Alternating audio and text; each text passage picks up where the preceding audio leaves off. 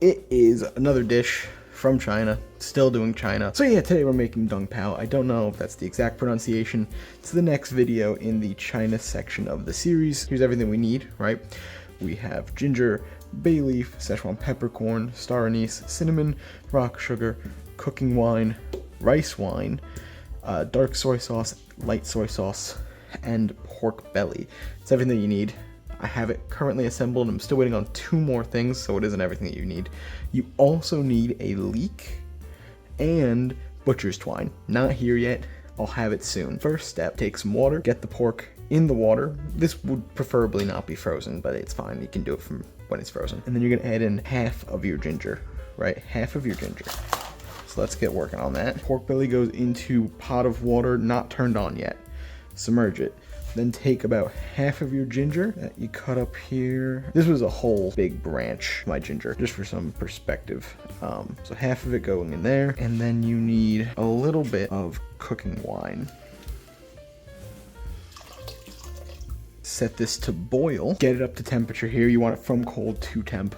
You want it to be boiling and let it boil for about 5 minutes and then cut the heat off, right?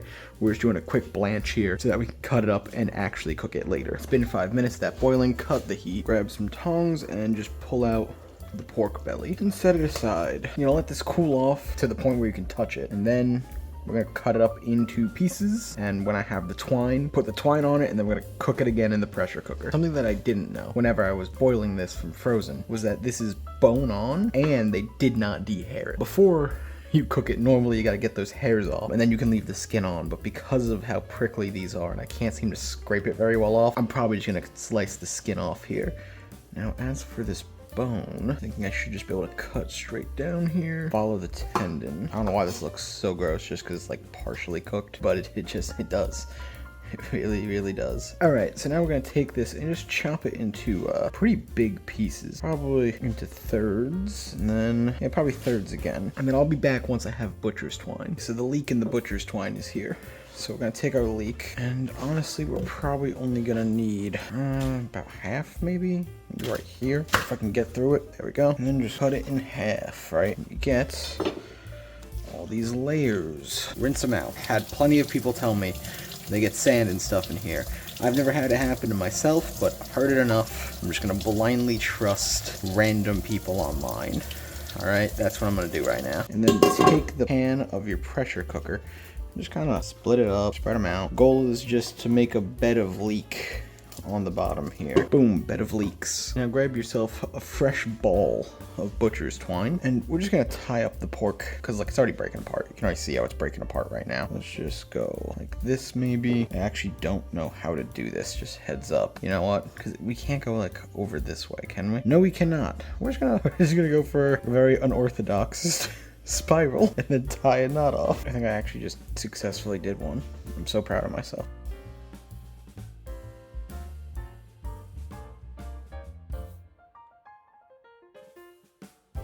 There you go. I put one of those in. Now that we have the pork all tied up, go ahead and put it in here into the pot.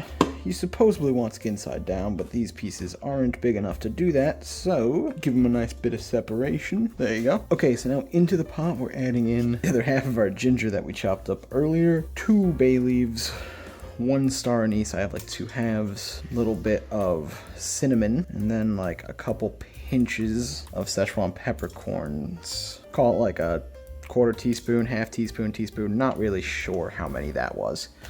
It's really up to your preference on spiciness. A big couple chunks of rock sugar. I believe the recipe that I saw said 1/4 cup's worth. Try and get a couple small ones in there too with that. That's probably good. Then we need a cup of cooking wine, a 1/4 cup of light soy sauce, 2 tablespoons of dark soy sauce, and 2 tablespoons of rice wine. And you gotta take it and add water, just enough to cover the pork itself. Now take it and put it in your pressure cooker. Do not judge me for how dirty this pressure cooker is. I did not clean over here before we started filming. probably should have. Hit menu, and then you're just gonna cook this on high for about an hour. I forgot 2 tablespoons of oyster sauce was also supposed to go in there. Hasn't even started boiling. Adding it now. Okay, now that this is done, let's check it out. Looks like I put far too much water in there. Things started to float. Either that or the pork let out so much juice that it made everything float. Or actually, I guess those leeks are now liquefied. Anyway, this smells fantastic. This smells really, really good. But what we need to do is we need to let the sauce simmer down now, right? We need this to become like a thick sauce instead of liquid like it is currently. So, just let that bad boy run. What is this snotty texture? Oh, it's part of the leek. Oh, God. Yeah, get that boiling. Let it reduce. Let the stock reduce. I'm gonna let this bubble off just for another minute.